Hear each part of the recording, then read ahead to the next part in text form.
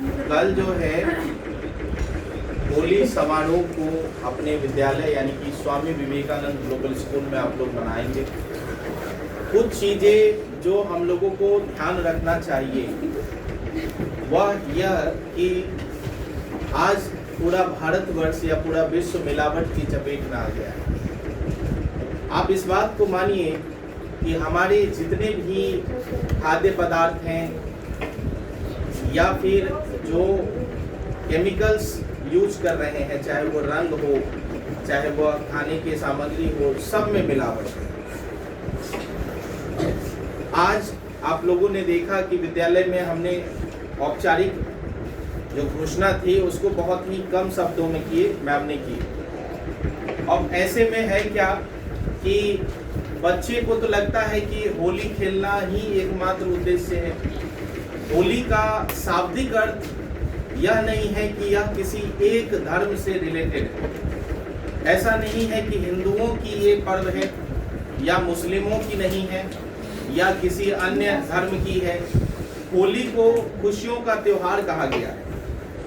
होली में हर एक व्यक्ति एक दूसरे को अगर गुलाल लगाते हैं तो वह खुशी से लगाते हैं। आप इस बात को मानिए कि धर्म और मजहब से उठ करके ये होली इस बार भी अपना स्कूल यानी कि स्वामी विवेकानंद ग्लोबल स्कूल हर बच्चों को, चाहे वो छोटा हो, बड़ा हो या किसी स्तर के, उन सभी को बहुत ही सुरक्षा के साथ होली समारोह को कल के दिन में आयोजित किया जाए। इसमें स्ट्रिक्टली मनाही कर दिया गया है कि रंग से नहीं खेलना।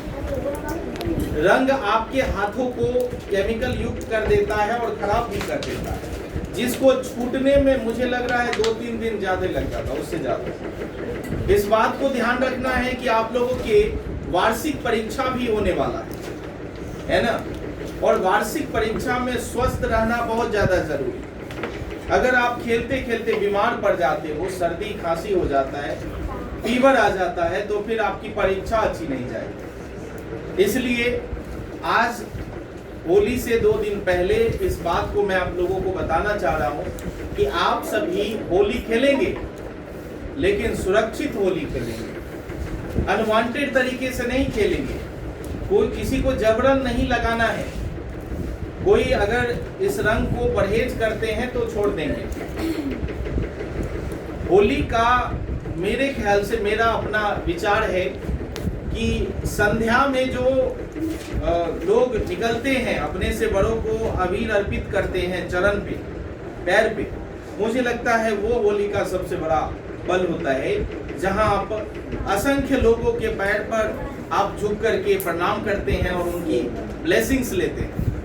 तो वो ये लगाने वाले होली से ज़्यादा बेहतर होली वो होता है, जहां आपके बड़े माता पिता, दादाजी या आस पड़ोस के अंकल आपको आशीर्वाद देते हैं। आप उनके चरण पर जब अबीर या गुलाल को डालते हैं तो पूरा आशीर्वाद मिलता है।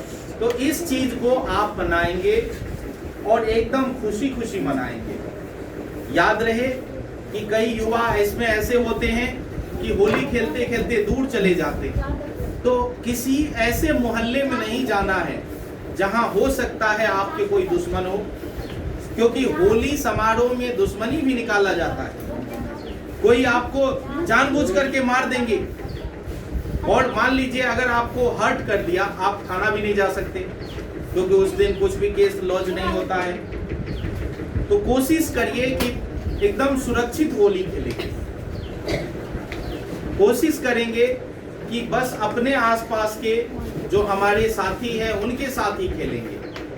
बाहरी लोगों से बिल्कुल दूरी बना के रखेंगे, है ना? ठीक।